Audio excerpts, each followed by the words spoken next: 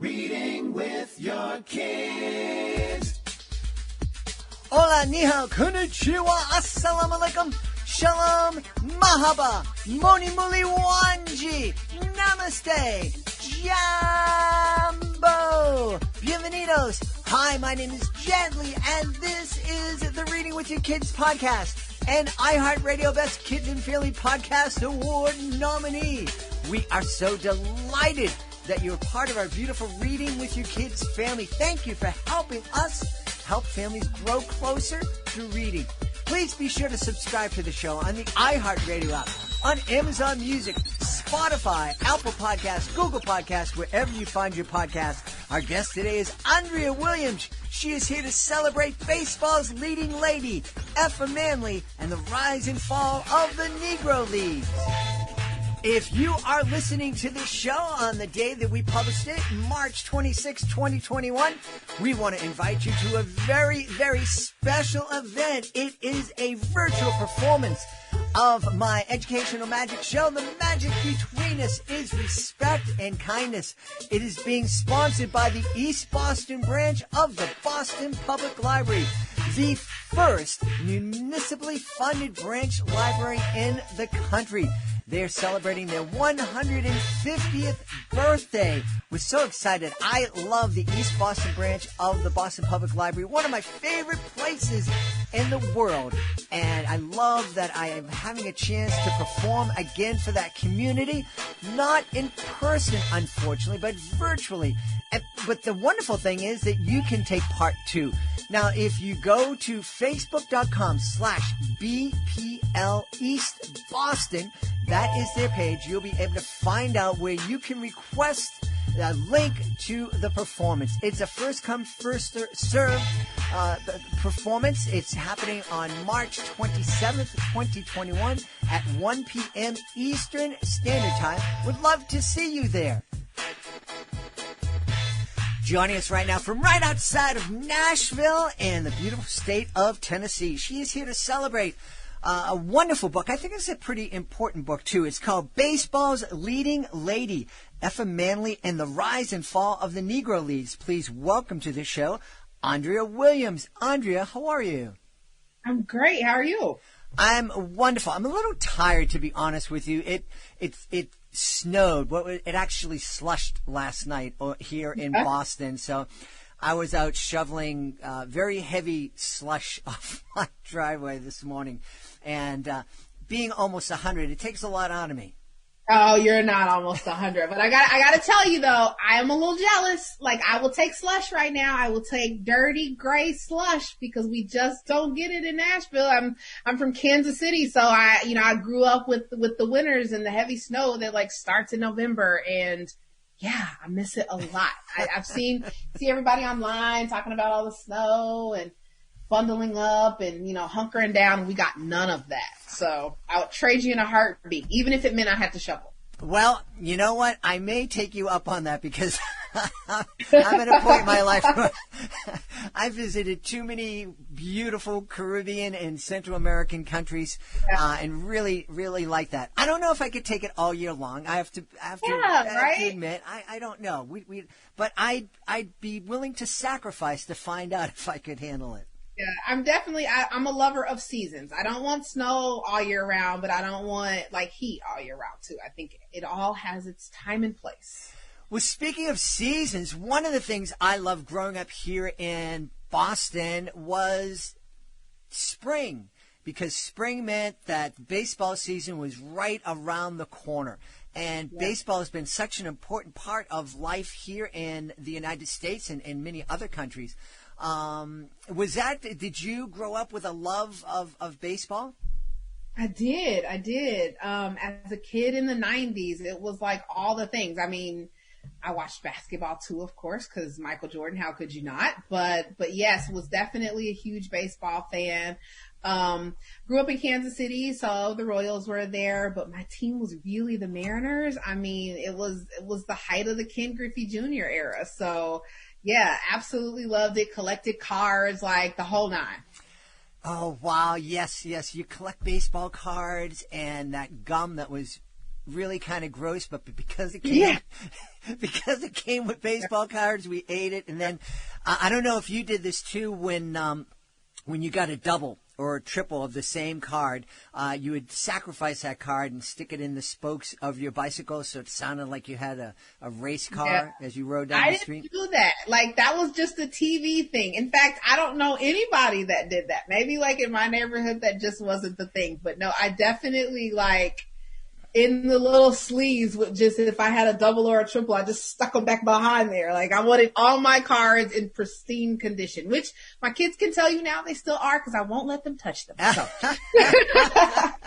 Well, if you were almost 100 like me, you might have done that. So I'm excited to hear and learn about Effa Manley. I'm embarrassed to say I haven't heard of this important figure in baseball before this. Yeah.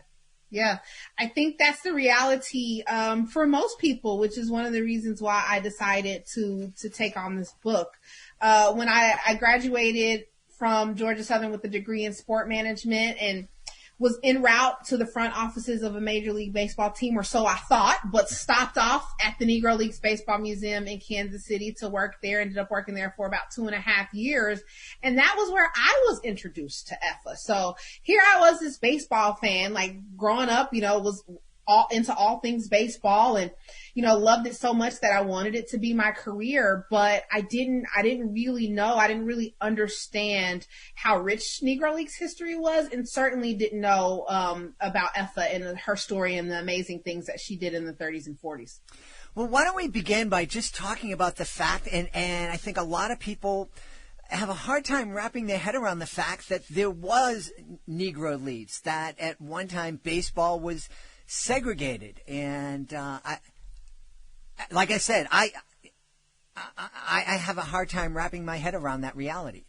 Yeah, it's one of those things that, like, just being in America, we understand that it happened and we accept that it happened. But when you sit and talk to someone about it, it's like, yeah, there's really no way to rationalize this or explain this because it never really made sense.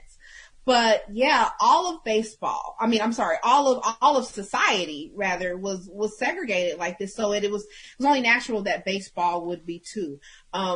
Baseball beginning, in the mid 1800s was this, this new sport that everybody loved and wanted to get into. And then we start to see the beginnings of it becoming, a profitable business venture. So we got people wanting to come in and own their own teams. And pretty quickly, by the 1880s, we see that, like, white people want to keep themselves separate from black people. That's when we have this gentleman's agreement that, they're not going to sign in this burgeoning professional, structure around baseball, that they wouldn't bring any more black players in. And, this is where all the history comes in. And, we're post Civil War, but still in that weird Reconstruction period. Like, how are we going to come together as a country after we literally were ripped apart? So all of these things come into play. And as we see this this compromise, amongst North and South, and okay, well, this is what we need to do to be a unified country again. Well, black people certainly kind of get pushed off to the side. Mm-hmm. And, racism was everywhere. Jim Crow was everywhere. But, certainly black people had more opportunity in the North. But, even with baseball, which was certainly, thriving in the North more so than the South. That's kind of where it grew out of. That people, were like, all right, well, black people had been playing here, but we can change that. We can go along with the rest of the society, and we can just move them out completely, and then whatever happens shall happen. Tragic. And unfortunately, we're still dealing with that today. We're all hopefully working together to make a more just society, a more equitable society. The Negro Leagues, they weren't a minor league in the sense that we think about today as a feeder league for Major League. The players playing in the Negro Leagues were amazing athletes, as I understand it. Yeah, they were. And to your point, I mean, so Major League Baseball just recently announced that they've elevated the status of the Negro Leagues to a major league status. So that is really important. You know, there are some people that were, you know, I don't know that this is necessary now and it's so late. And, you know, if you're black, you already knew they were on that major league status, but it is important because, you know, to your point, this idea that like we need to clarify that they weren't a minor league, is important because when we go back to the history, to this era of, you know, these incredible black players, you know, the Satchel Pages and the Josh Gibsons, but also Buck Leonard and Oscar Charleston and Larry Dope, so many incredible black players.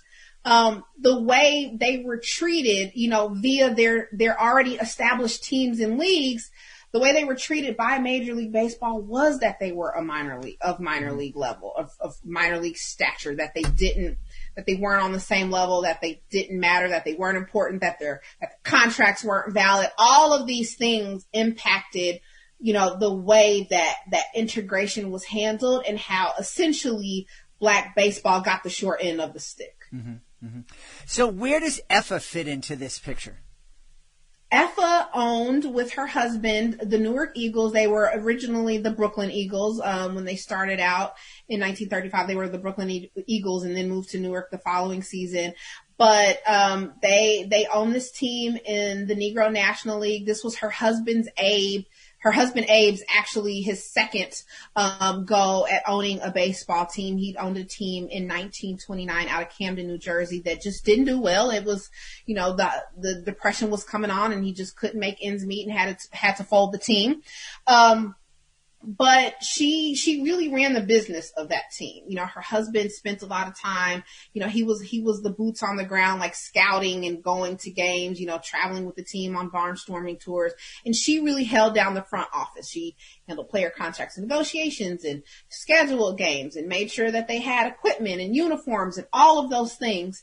And she also, because at the time the Negro Leagues were governed by, you know, the owners of the teams. So the Negro National League, the board, if you will, consisted of all of the owners of the teams in the Negro National League. Abe was the treasurer. Effa was there too. So not only was she heavily involved in running the day-to-day of the Newark Eagles team, she's also involved in the operations of the entire Negro National League. So she was really there. If we talk about, you know, this idea that now she's, you know, not the idea, but she is the first and only woman inducted into Cooperstown. And why is it that she is the first and only? Because certainly there were women who owned teams before Effa did in Major League Baseball and in the Negro Leagues. But what sets Effa apart is her involvement, the ability that she had to build a Hall of Fame worthy career because how involved she was in the day-to-day operations and in the operations of this league. That's just amazing that she was able to do all this, because especially at a time when not only were black, you know, the society segregated, but women weren't given much of an opportunity to succeed. Yeah, I mean, that was certainly, I mean, there were situations that came up where some of the men, you know, the other owners of black teams, you know, would say things like, oh, you should be at home. Abe, why is your wife not at home cooking? Why is she here trying to talk to us about how to run our teams and our league? But ultimately, again, the Negro Leagues were only started because they had been excluded from Major League Baseball. So at the end of the day, all of these men are coming together to make the best out of what started out as a bad situation. And they needed Effa. They knew that. They knew that, you know, they could use her and the skills that she was good at. You know, when we get to the point of integration where now here comes Branch Rickey and he's signing black players without compensating those teams for their contracts. Well, they turn to Effa and they say, okay, well, Effa, help us write this letter to Happy Chandler, who was then the commissioner of Major League Baseball. Maybe if we write this letter and we plead our case and we show him how bad this is and how this is negatively impacting us, maybe he will help us. Maybe he will stop this. Maybe he will make sure that Branch Rickey and any other, you know, executives or owners of Major League teams, will pay us. So, in Effa's memoir, she writes that, initially there was kind of, they maybe had a raised eyebrow a little bit, like, who is this woman? But after a while, it was just, she was as much a part of Black baseball, a part of the Negro National League than they were. And, she served a purpose. She was definitely not there kind of shrinking into a corner, for sure. Now, you mentioned Branch Rickey. That's a name that a lot of people kind of elevate and think, wow, he really was a brave person. He broke that color barrier and started signing black ball players to his team. You have a slightly different take, and you kind of hinted at that. Yeah. I mean, if nothing else, well, I don't want to say that because there's lots of things that I want people to take from this book, but certainly one of them is that, this is honestly why I wrote this book for kids. I think when we talk about like what happened to this country in 2020 and the conversations that we were starting to have and, the people marching in the streets and all these things, and how much, when we see these reading lists and here's your anti-racism reading list, read this and then you can understand, begin to understand what it's like for Black people in this country, how this country was designed to operate when it comes to race relations. We're doing that with adults because a lot of times they didn't get this information when they were kids. They don't really understand how this country was designed, how deeply baked in white supremacy is in every facet of our society. So I wrote this book for kids so that we can understand that. All of the history that we get is told through a white lens. This is how you get the Branch Rickey story that only paints him in this benevolent light. Oh, baseball is for everyone and everyone should be able to play together. We never hear about what his actions did to Black baseball. We never hear about all of the hundreds of Black players who didn't have a place anymore, who couldn't play this game professionally anymore because Jackie got to go play for the Dodgers. We miss all of that when, number one, we hide these stories for so long because we don't, we say they don't have value, but then also when we decide to tell the stories, we give the pen to white people who frankly don't see it for what it really is. So yeah, when I write about Branch Rickey, I'm really writing the truth about the things that happened. Like, this is a nonfiction book. It is just so wildly different from the typical portrayals, again, because we've gotten these stories from white men in the past. But Branch Rickey, he was shrewd. He built teams by spending as little money as possible. You mentioned, the minor leagues, like these feeder systems into Major League Baseball. And Branch Rickey really created the modern farm system as we know it. When he was an executive in St. Louis, he's like, look, if we sign, these teenagers that are undeveloped, that maybe got a little speck of talent but aren't there yet, we can sign them for very little money and we can develop them in-house so that once they're ready to go, we either call them up or we sell them to another team. And now their value has increased exponentially. Well, we get to keep the profit from that. So this is how his mind thinks. This doesn't change because now all of a sudden integration is on the table and he has an opportunity to be the guy that signs the first Black player. He is still moving with this in mind. How do we build a team by spending as little money as possible? And when we're dealing with Black players coming from Black teams, and here's the Black community saying, please let us in. Well, now I can actually get away with paying nothing because they're just going to be happy to be here. Wow. And so, yeah, that is exactly what happened. And we see, after he signs Jackie and not only does he not pay the Monarchs for his contract, he doesn't even talk to the Monarchs. He doesn't even talk to the owners. He pulls Jackie Robinson into his office, that scene that we see played out all the time in film. And they strike this deal without any respect for the organization that actually developed him. He came out of UCLA. Baseball was his worst sport.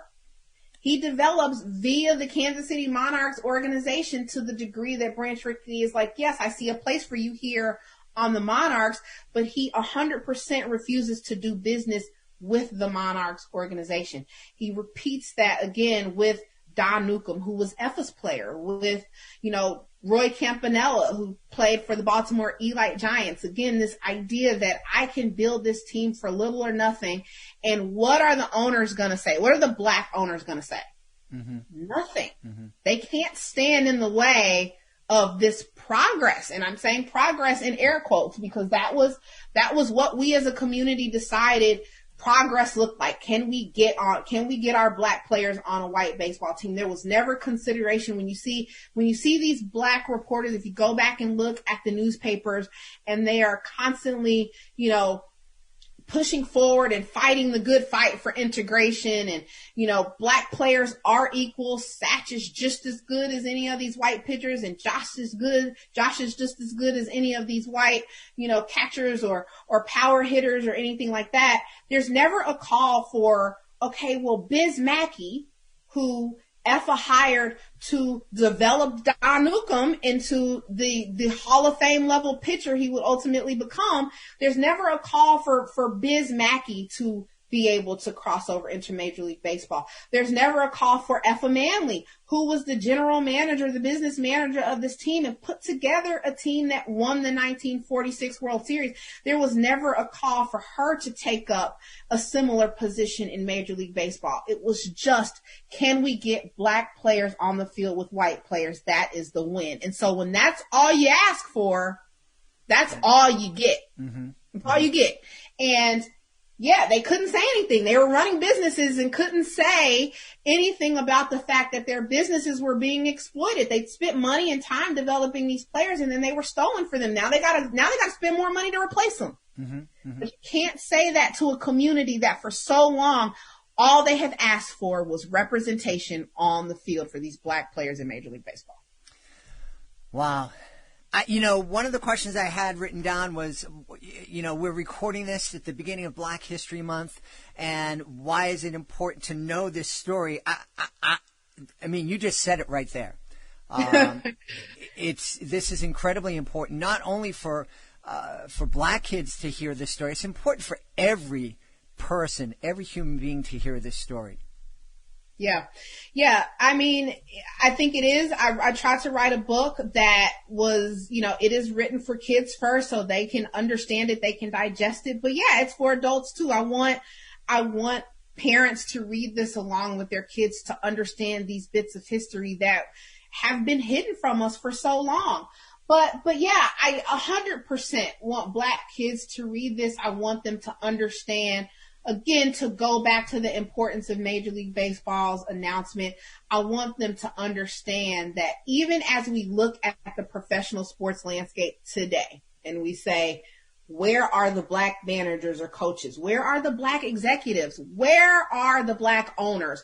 I want black kids today in 2021 to understand what we accomplished in the 30s and 40s, in the 1920s with Rube Foster when he started the very first successful Negro League. I want them to, I'm raising 4 kids. They are all athletes. My husband and I, we are taxi drivers. We are either at gymnastics or basketball or baseball or football, all the things. And if my kid wants to be as good as Satchel Paige was, that's great. But I also want my kids to know that they can be Effa Manley. Mm-hmm. That they can be Gus Greenlee, who started the second Negro National League in 1932. They played their first season in 1933. He also created the East-West All-Star Game, which was, the biggest event on the black social calendar. And tens of thousands of black people came in to see the best black players take the field at Comiskey Park.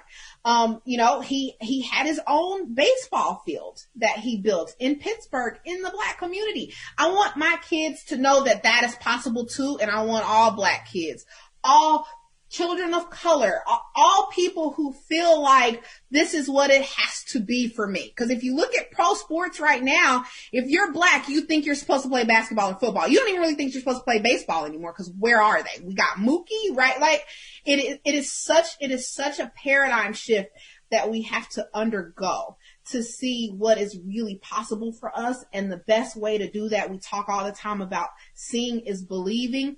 If we could do these things back then, if Effa Manley as a woman could lead this championship major league level team in the 1930s and 40s, what are we capable of in 2021? Absolutely. And you mentioned you wanting families to read this book together. That's what the Reading with Your Kids podcast is all about. Yeah. And I think this would be a really eye-opening experience. It might be hard for some parents to read this book. Parents who've grown up, believing Branch Rickey was this great guy, and then all of a sudden seeing another side of it. And they might need their kids there to help them through that and process that. I love that. Right. Like, I mean, how often do we feel that as parents? Like, are we teaching our kids or are they teaching us? Like, in so many ways, I'm like, okay, wait a minute. Like, yes, I'm 38. I am set in my ways. I think I know all of the things because this is the way that I've had to adapt myself to this world. And they just got here. They don't know. They're like, well, why can't it be this? Right.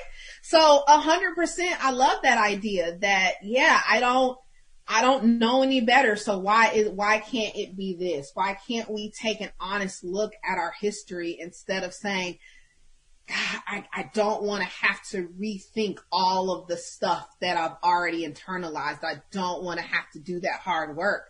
Absolutely, kids can help their parents with that.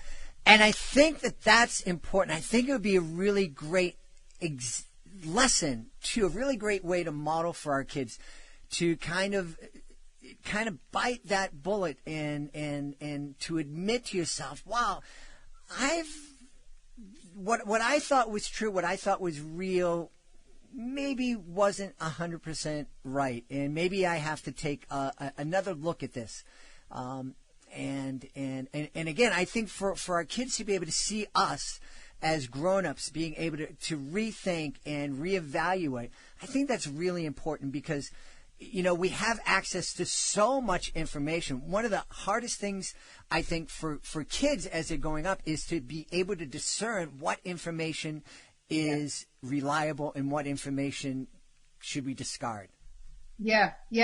It's important. And I think too, I'm excited about adults reading this with or without their kids, quite frankly, because as we talk about, again, going back to last year and everything that happened in this country, I think it's hard a lot of times for white people because they don't see themselves as racist. They don't see themselves perpetuating, racist behavior on a day-to-day basis. Like when I spell out what Branch Rickey is doing and how, like, yes, this is how he took advantage of the Negro Leagues. This is how Black baseball and players, yes, but also executives like Effa Manley were really left out in the cold. They can see that, right? But then they can also place it in 1946 and leave it firmly there, right? Like, and it's like, well, this is 2020, this is 2021. I'm not like that.